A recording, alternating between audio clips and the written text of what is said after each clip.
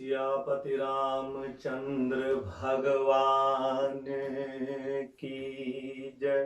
पवन सुत हनुमान की जय। गोस्वामी तुलसीदास महाराज की जय। जगत गुरु शिला प्रभुपाद की जय। हिज होलिनेस श्री राधा गोविंद गोस्वामी महाराज की जय। बोलो रे भाई सब संतन की जय। हरे कृष्णा। तो आज आप सब भक्तों का निरंतर श्री हनुमान जी महाराज जी के चालीसा के पारायण के जो कार्यक्रम है उसमें आप सबका एक बार बहुत फिर से हार्दिक अभिनंदन है और आप सबके चरणों में मेरा कोटि कोटि वंदन और प्रणाम। जैसा कि आप सब लोग जानते हैं कि 6 दोहों का अभी तक हमने पारायण किया था, समझने का कुछ प्रयास किया था प्रथम दोहे से लेकर और छठे दोहे तक। तो आज कुछ 7वें दोहे के विषय में कहने का कुछ प्रयत्न करेंगे। ऐसा माना जाता है कि यत्र यत्र श्री रघुनाथ कीर्तनम तत्र तत्र कृतमस्तकांजलि, अर्थात जहां जहां भगवान राम का संकीर्तन किया जाता है, कथा की जाती है, वहां वहां हनुमान जी विराजमान हो जाते हैं। और इसी कारण आप सब भक्तों ने देखा होगा कि जहां पर भी रामायण का पाठ किया जाता है वहां श्री हनुमान जी महाराज जी के लिए एक अलग से आसन बनाया जाता है, क्योंकि यत्र यत्र श्री रघुनाथ कीर्तनम तत्र तत्र कृतमस्तकांजलि, वहां वहां हनुमान जी होते हैं। इसीलिए भोलेनाथ जी, देवादिदेव महादेव जी पार्वती माँ को एक कथा सुनाते हुए कहते हैं कि हे उमा, हनुमान सम नहीं बड़भागी। ये हनुमान जी महाराज जी जो है इनके समान कोई बड़भागी नहीं है, क्योंकि इनके चरित्र का वर्णन स्वयं राघवेंद्र जी अपने मुख से बारंबार करते हैं। और गोस्वामी तुलसीदास महाराज जी ने भी हनुमान चालीसा में कहा कि रघुपति कीनी बहुत बढ़ाई, तुम मम प्रिय भरत सम भाई।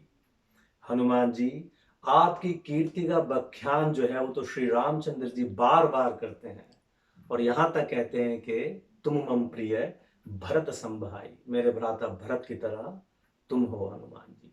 तो हनुमान सम नहीं बड़ भागी, नहीं कोई राम चरण अनुरागी। हनुमान सम नहीं बड़ भागी, नहीं को राम चरण अनुरागी। हे उमा, हनुमान सम कोई भी बड़भागी नहीं है और कोई भी श्री रामचंद्र जी के चरणों का ऐसा अनुरागी नहीं है जैसे हनुमान जी। यहां तक कि जानकी जी को भी ऐसा अवसर लगातार श्री रामचंद्र जी की सेवा करने का प्राप्त नहीं हुआ जैसा कि पवन सुत हनुमान जी को प्राप्त हुआ। तो हे उमा, ऐसा बड़भागी हनुमान सम कोई नहीं है।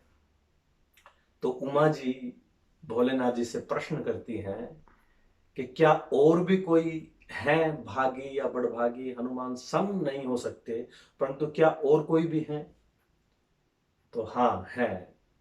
शंकर जी कहते हैं कथा कहते हुए पार्वती देवी को कि हे उमा, बड़े भाग मनुष्य तन पावा, बड़े भाग मनुष्य तन पावा, सुर दुर्लभ सदग्रंथन गावा। हे देवी पार्वती, बड़े भाग अर्थात वो सब मनुष्य जिनको मनुष्य जन्म ये देह प्राप्त हुई है, ये शरीर मिला है मनुष्य जन्म में, वो सभी के सभी बहुत भाग्यवान हैं। और उनसे भी भाग्यवान वो हैं जिनको मनुष्य जन्म मिला है और वो भी भारत में। ब्रह्मांड भ्रमित कोनो भाग्यवान जीव, गुरु कृष्ण प्रसाद पाए भक्ति लेता बीज। और जिनको फिर गुरु की कृपा से भक्ति मिल जाए, भगवान की कथा और संकीर्तन मिल जाए, कथा में इंटरेस्ट आने लग जाए, कथा और कीर्तन में जो है साधु संग मिल जाए, वो बहुत भाग्यशाली है। परंतु फिर भी हनुमान सम नहीं बड़ भागी, नहीं कोई राम चरण अनुरागी।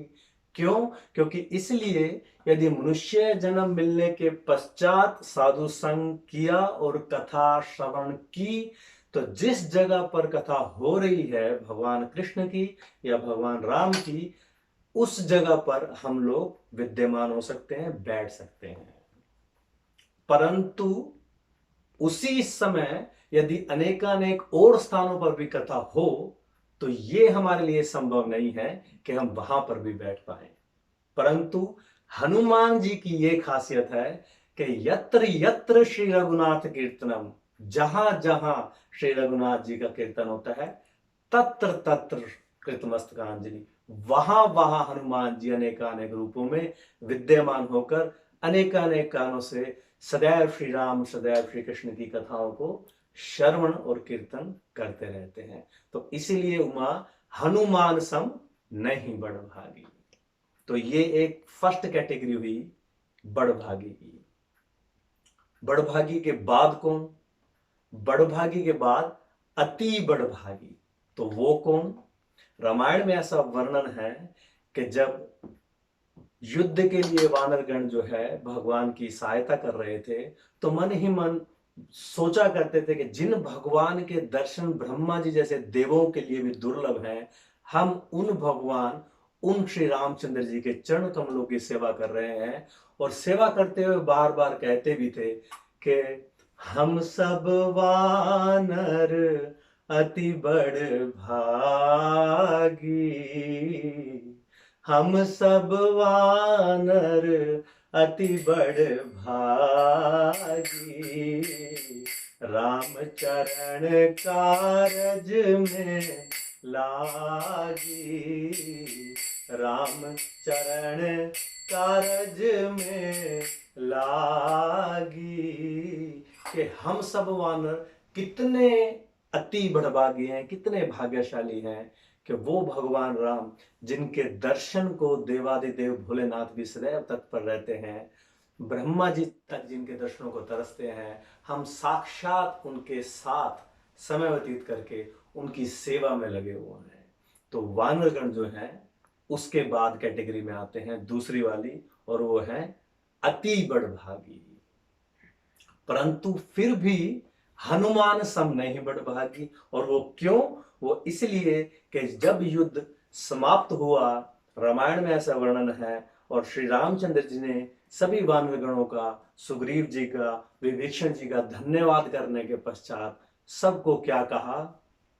ये कहा कि अब ग्रह जाओ, अब ग्रह जाओ सखा, भजो मम दृढ़ प्रेम। के हे सखाओं, हे मित्रों, आपने मेरी युद्ध में पूर्व पहले भी और युद्ध के बाद भी अभी सारे कार्य को संपन्न करने के लिए अनेकानेक सहायता प्रदान की है, तो उसके लिए आपका कोटि धन्यवाद। और अब आप सब अपने अपने घरों को जाइए और जाकर क्या कीजिए? घरों को भज मम दृढ़ प्रेम, मुझे प्रेम के साथ जो है भजिए, कीर्तन कीजिए। तो ना चाहते हुए भी सभी वानर गणों को अपने अपने घरों को प्रस्थान करना पड़ा। किष्किंधा में कौन गए? किष्किंधा के राजा सुग्रीव जी गए, जिनको वो पद प्राप्त हुआ। और लंका में कौन गए? विभीषण जी गए, जिनको लंका का राज्य प्राप्त हुआ। और अनेकानेक वानर जो हैं वो भी अपने अपने घरों को गए।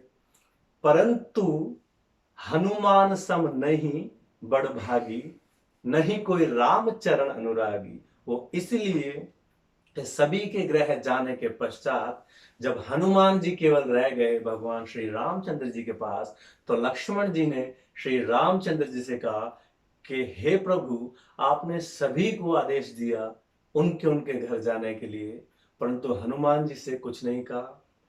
तो राम जी ने कहा कि हे लक्ष्मण, कठिनाई है इसमें एक, और वो कठिनाई क्या है कि किष्किंधा में महल है, घर है सुग्रीव जी का, लंका में महल है, घर है विभीषण जी का, और सभी वानरों के अपने अपने ग्रह और स्थान है। परंतु दुविधा ये है कि विरक्त चूड़ामणि हनुमान जी का कोई स्थान नहीं है, कोई घर नहीं है। क्यों? क्योंकि हनुमान जी का जो स्थान है रहने का वो क्या है? यत्र यत्र श्री रघुनाथ कीर्तनम तत्र तत्र कृतमस्तकांजलि। अर्थात प्रभु चरित्र सुनबे को रसिया, राम लखन सीता मन बसिया। तो जैसे राम और लखन जी हनुमान जी के हृदय में बसते हैं, वैसे ही राम और लखन और सीता और जानकी माता के चरणों में और हृदय में बसते हैं हनुमान जी। तो हनुमान सम नहीं बड़ भागी, नहीं को राम चरण अनुरागी। तो ये तो अगली कैटेगरी हुई, नंबर 2। और तीसरी कौन सी है कैटेगरी? क्या इससे अधिक भी कोई बड़भागी है? तो भोलेनाथ जी कहते हैं कि उमा, जिनको सत्संग परिवार मिल जाए, मनुष्य जन्म मिल जाए, वो बड़भागी। और जिनको मनुष्य जन्म मिलने के बाद भगवान की सेवा प्राप्त हो जाए या किसी और जोनि में सेवा प्राप्त हो जाए, जैसे वानरों को, तो वो अति बड़भागी। परंतु जिनकी तरफ भगवान राम के चरण स्वयं चल कर जाएं, वो ना बड़भागी ना अति बड़भागी। तो क्या वो अतिशय बड़भागी, चरणन लागी अतिशय बड़ भागी, चरणन लागी। तो 2 उदाहरण मिलते हैं शास्त्रों में इसके, जिनकी तरफ स्वयं भगवान राम चल कर गए और अपने चरण प्रदान किए। एक देवी अहल्या, जिनको भगवान राम के चरण प्राप्त हुए, स्वयं चल कर गए भगवान, तो वो अतिशय बड़ भागी। और दूसरा उदाहरण मिलता है शबरी जी का, जिनकी तरफ भी भगवान राम उनकी गुरु की कृपा से स्वयं चल कर गए, उनको साक्षात दर्शन देने के लिए और नवदा भक्ति का उपदेश देने के लिए। तो वो बड़भागी नहीं, अति बड़भागी नहीं, अतिशय बड़भागी, चरणन लागी अतिशय बड़भागी, चरणन लागी।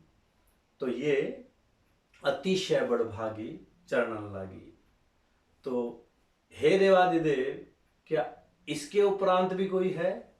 हाँ है। और वो कौन है? महाबड़भागी।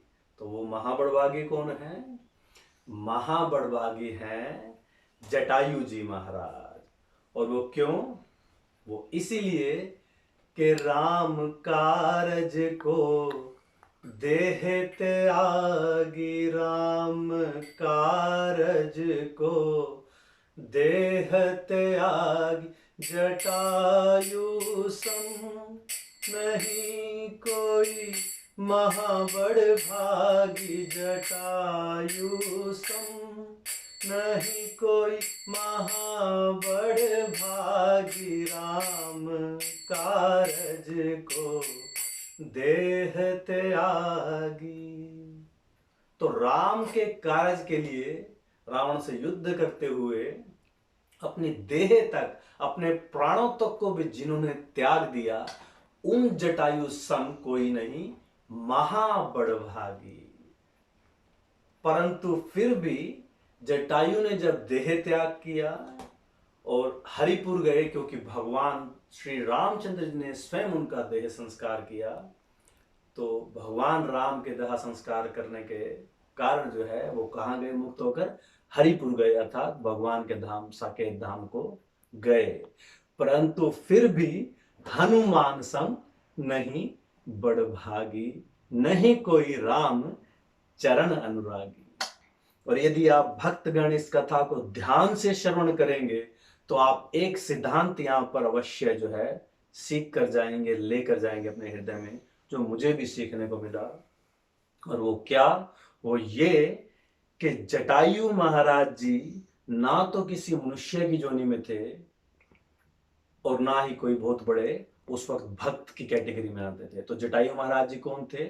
जटायु महाराज जी गिद्ध की योनि में थे। परंतु श्री रामचंद्र जी की सेवा में उन्होंने जो अपना देह त्यागा, तो उस कारण जो है उनका देह संस्कार जो है श्री रामचंद्र जी ने किया, कृपावश, अहेतु की कृपावश। तो इससे सिद्धांत क्या सीखने को मिलता है?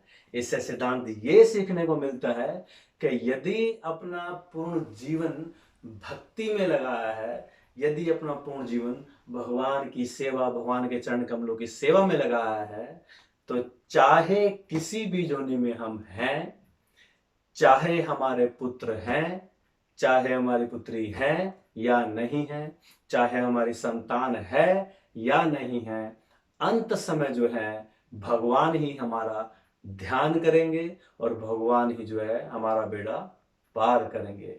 तो ये जटायु महाराज जी के प्रसंग से हमें सीखने को मिलता है, जिनका देह संस्कार स्वयं श्री रामचंद्र जी ने अपने चरण हस्तकमलों से किया, अपने हस्तकमलों से उन्होंने उनका दाह संस्कार किया। तो ऐसे जटायु महाराज जो है महाबड़भागी हैं, परंतु हनुमान सम नहीं बड़ भागी, नहीं कोई राम चरण अनुरागी, नहीं कोई राम चरण अनुरागी। तो ये तो था एक छोटा सा संक्षिप्त विवरण श्री हनुमान जी के भाग्य के विषय में, कि हनुमान सम नहीं कोई बड़भागी। कितने बड़भागी हैं हनुमान जी, जो सदैव श्री रामचंद्र जी के चरण कमलों के अनुरागी हैं। तो आज दोहा नंबर 7वां जो है उसके ऊपर हम अब चर्चा करेंगे थोड़ी सी।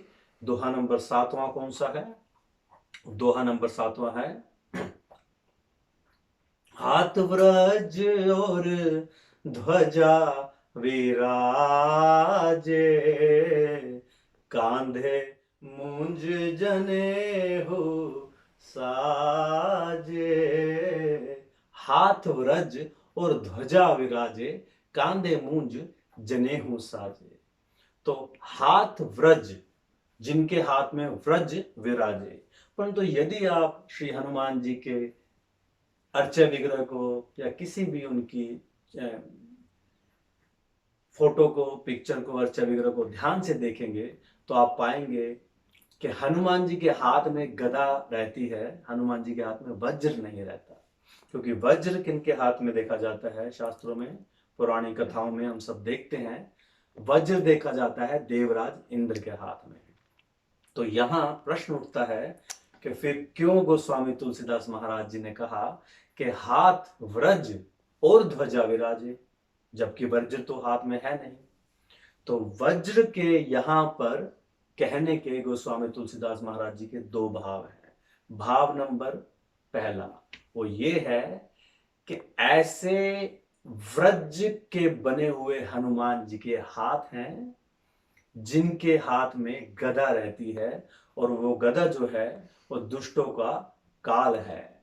असुर निकंदन राम दुलारे, असुरों का नाश करने वाले जो हनुमान जी हैं राम दुलारे, उनके हाथ में वो काल रूपी गदा रहती है। किसकी काल रूपी? दुष्टों की और दैत्यों की काल रूपी। अर्थात यदि गहराई से सुनेंगे और समझेंगे तो आप पाएंगे कि काल भगवान, काल जो है वो हनुमान जी के हाथ में है, अर्थात दुष्टों का काल हनुमान जी के हाथ में है। तो एक ये भाव है गोस्वामी तुलसीदास महाराज जी का, हाथ व्रज और गदा विराजे, कि उनके वज्र जैसे मजबूत हाथों में जो गदा है, अर्थात दुष्टों का काल है। तो इसी काल के, दुष्टों के काल के ऊपर ही आचार्यगण कहते हैं कि उदाहरण देते हुए कि जब हनुमान जी को संजीवनी बूटी लाने के लिए बोला गया था वैद्य जी द्वारा, तो उन्होंने ये भी साथ ही साथ सूचित कर दिया था और वार्निंग दे दी थी कि यदि सूर्य उदय से पहले इस बूटी को, संजीवनी बूटी को नहीं लाया गया तो लक्ष्मण जी के प्राणों को बचाना संभव नहीं होगा। यद्यपि ये सब लीला ही थी। तो हनुमान जी ने वहां पर धैर्य और ढांढस बताते हुए सभी वानर गणों को श्री रामचंद्र जी को कहा कि प्रभु आप किसी भी प्रकार की चिंता ना करें, यदि आवश्यकता पड़ी तो मैं सूर्य की गति को रोक दूंगा। जिस प्रकार बचपन में मैंने सूर्य को निगल लिया था, तो आप जो है चिंता रहित रहें, आप जो है किसी प्रकार का संशय मन में ना रखें, क्योंकि काल भी जो है हनुमान जी के हाथ में है। ये उस उदाहरण से प्रतीत होता है। तो हाथ वज्र और ध्वजा विराजे, कांधे मूंज जनेहु साजे। ध्वजा उनके हाथ में विराजती है। किसकी ध्वजा?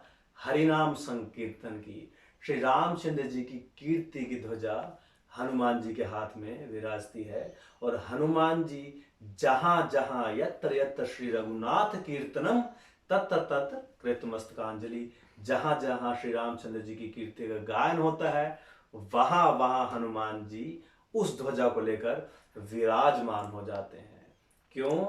क्योंकि भगवान ने भी ऐसा कह दिया है श्लोकों में कि नाहम वसामि वैकुंठे योगी नाम हृदयेषु वा, यत्र गायन्ति मद भक्ता तत्र तिष्ठामि नारदा। कि हे नारद, ना मैं वैकुंठ धाम में शाश्वत रहता हूँ, यद्यपि रहता हूँ, और जो है ना हम वसामी वैकुंठे योगी नाम हृदयेषु वा, ना ही मैं योगियों के हृदय में रहता हूँ। और रहते कहाँ है प्रभु फिर आप? तो यत्र गांति मद भक्ता तत्र तिष्ठामि नारदा। हे नारद, जहां जहां मेरे भक्तगण जो है मिलकर संकीर्तन करते हैं, वहां पर मैं आकर विराजमान हो जाता हूं। और यत्र यत्र श्री रघुनाथ कीर्तनम तत्र तत्र कृतमस्तकांजलि, जहां जहां श्री रामचंद्र जी और भगवान कृष्ण की कीर्ति का वर्णन होता है, वहां वहां हनुमान जी उनकी कीर्ति का ध्वज लेकर, संकीर्तन ध्वज लेकर, श्री रामचंद्र जी का नाम ध्वज लेकर आ जाते हैं विराजमान होने के लिए। तो हाथ व्रज और ध्वजा विराजे, कांधे मूंज जनेऊ साजे। तो हनुमान जी जो हैं यज्ञोपवीत जनेऊ धारण करते हैं, अखंड ब्रह्मचारी हैं। यद्यपि ब्राह्मण नहीं हैं, परंतु ब्राह्मणों से भी अत्याधिक पवित्र हैं, क्योंकि यज्ञोपवित्र ना केवल जनेऊ धारण करते हैं ऊपर से, परंतु मन भी ब्राह्मण है, सदैव श्री रामचंद्र जी का कीर्तन करता रहता है। क्योंकि ऐसा शास्त्रों में कहा गया है कि केवल जन्म लेने से ही कोई ब्राह्मण नहीं बन जाता है। तो फिर क्या योग्यता है ब्राह्मण बनने की? वो ये है कि जन्मना जायते शूद्र संस्कारात द्विज उच्यते, और वेद पठेत भवेत पंडित ब्रह्म जानाति इति ब्राह्मण। तो जो ब्रह्म को अच्छी तरह से जान लेता है वो है ब्राह्मण। और श्री रामचंद्र जी को हनुमान जी से अच्छी तरह कौन जानता है? तो यज्ञ पवित्र जनेऊ धारण करने वाले परम अखंड ब्रह्मचारी हनुमान जी हैं, श्री रामचंद्र जी के सेवक। तो हाथ व्रज और ध्वजा विराजे, कांधे मूंज जनेहु साजे। तो ये तो था दोहे नंबर 7 का विवरण संक्षिप्त में, यद्यपि इस पे बहुत और बोला जा सकता है। और दोहे नंबर 8 के विषय में आपकी सेवा में हम जल्दी से एक बार फिर से हाजिर हो जाएंगे।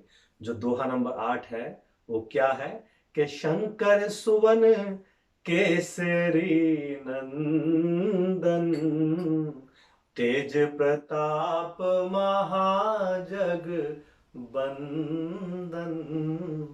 तो इसके विषय में हम सुनेंगे कि वो शंकर सुवन है, अर्थात शंकर जी के अवतार हैं। यहां तक कि एक आचार्यगण तो ये भी कह देते हैं कि शंकर सुवन नहीं, शंकर स्वयं ही हैं श्री हनुमान जी महाराज, और यही सत्य है। तो आप सबकी सेवा में एक बार फिर से अगले वीडियो में हम जो है हनुमान जी की कीर्ति का, हनुमान जी के चरित्र विशेष का वर्णन करने के लिए फिर से जो है तत्परता से हाजिर हो जाएंगे। और आप सब भक्तों के चरण कमलों में मेरा एक बार फिर से कोटि कोटि प्रणाम।